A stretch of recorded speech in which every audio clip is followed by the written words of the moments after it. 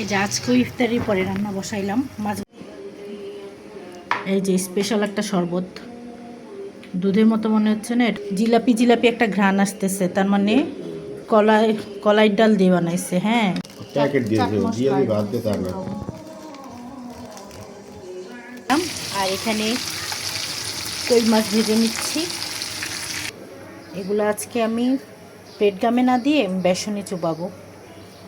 এটার আরেক রকম টেস্ট, এরকম খেতেও ভালো লাগে আমার কাছে। যা গলেছে ওখান থেকে নিয়ে নেব। গতকালকে খেয়ে মজা পেয়ে গিয়েছি, তো আজকে আরও কিছু স্টিম করছি। আলুর চপ বানাচ্ছি, তবে আজকে একটু অন্যভাবে। ডিম আর আলু ভর্তা যেভাবে আমরা করি ঠিক সেম সেইভাবে ভর্তা করে গোল গোল করে চপগুলো বানাচ্ছি। এগুলো আজকে আমি পেট গামে না দিয়ে বেসনে চুবাবো। এটার আরেক রকম টেস্ট, এরকম খেতেও ভালো লাগে আমার কাছে। আর এখানে এই যে ডাল, পেঁয়াজের ডাল বের করে রেখেছি, যা গলেছে ওখান থেকে নিয়ে নেব। আর এই যে কই মাছ হলুদ আর লবণ মেখে রেখেছি, এগুলোকে ভাজতে হবে।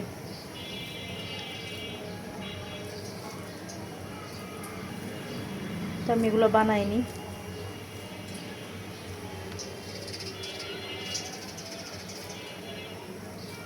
এখানে ডাল রান্না করেছি, আর এই যে এখানে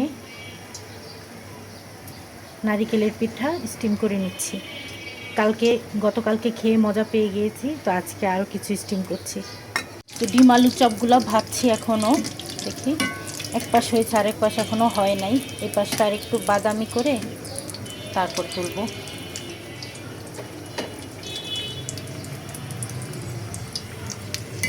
এগুলো হয়ে গিয়েছে, এখন আমি এখানে বেগুনি ভেজে নেব।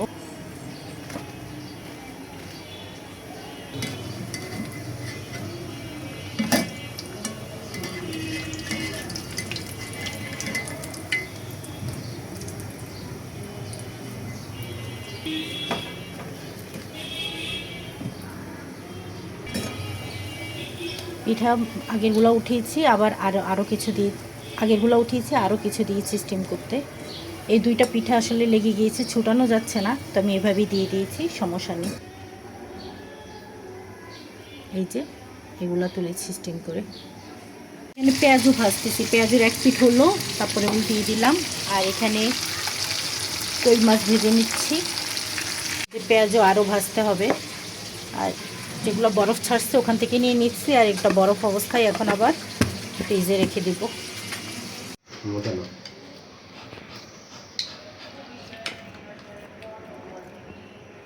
হালিমটা খুলবো না এখন।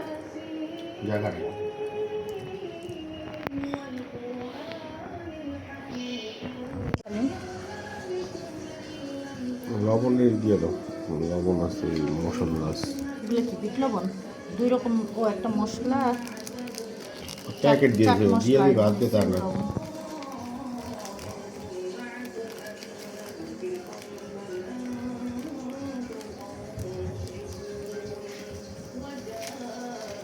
অন করি নাই। দই বড়া খাচ্ছি, দই বড়াটা এই রমজানে এইবারই প্রথম খাচ্ছি, অনেক টেস্টি। জিলাপি জিলাপি একটা ঘ্রাণ আসতেছে, তার মানে কলাইয়ের ডাল দিয়ে বানাইছে। হ্যাঁ, কলাইয়ের ডাল দিয়েই তো জিলাপিও বানায়। আমি গতবার ট্রাই করছিলাম দুই রকম, সুজি দিয়ে একবার করছি, আর একটা করছি কলাইয়ের ডাল দিয়ে করছি, মাসকলাইয়ের ডাল। কোনোটাই ভালো হয় নাই, ওদেরটা অনেক মজা, মানে বাইরে কেনাটা। আর এইটা হয়েছে, এটা আমার এই ঝোলটা টেস্টি হয়েছে, টক দই দিয়ে যেটা করছে। কিন্তু এই যে এটার ভিতরে যে ফোম, এই যে ফোমি এইরকম হয় না। কিছু জিনিস আসলে কিনেই খেতে হয়, কেনাটাই মজা। কিসে হালিমে টক দিয়ে দিছ?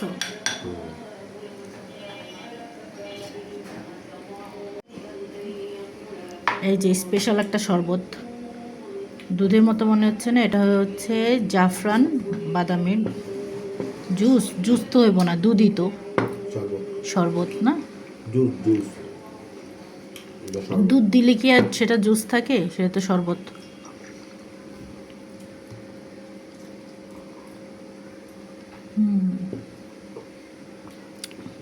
বাদাম দুধ, বাদামগুলো ভালো করে ব্লেন্ড করে না কেন, আস্তে আস্তে, কিন্তু খাইতে মজা। জাফরানের ঘ্রাণ আসতেছে।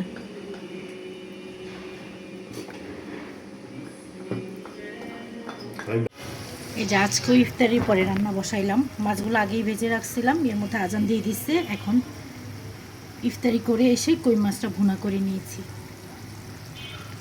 তো হয়ে গিয়েছে কই মাছ ভুনা।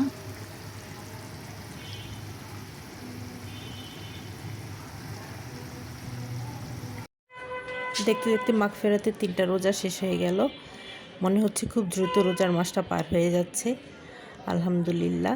তো আজকের দিনটা আমার এই রমজানের মধ্যে সবচেয়ে ব্যস্ততম দিন ছিল। ভিডিও করলে কোনোভাবেই ইফতারি আজকে আর টেবিলে দিতে পারতাম না, কারণ সব কাজগুলো এত এলোমেলো ছিল। আমি আসলে আজকে একটু দেরি করে রান্নাঘরে ঢুকেছি, যার কারণে আমি সময়ের অভাবে সব কাজগুলো খুব দ্রুত করতে হয়েছে। আর আজকের সব কাজগুলো আমাকে একা হাতেই করতে হয়েছে। তারপরেও চেষ্টা করেছি মেন কিছু অংশ শেয়ার করার জন্য। দেখতেই পেলেন ইফতারির আগে রান্না করে শেষ করতে পারিনি, তো এত এলোমেলো ছিল আর ভিডিও করা হয়নি। আশা করি যতটুকুই আপনারা দেখেছেন আপনাদের কাছে ভালো লেগেছে। তো আজকের ছোট্ট এই ভ্লগ বা ভিডিওটা এই পর্যন্তই। আল্লাহ হাফেজ।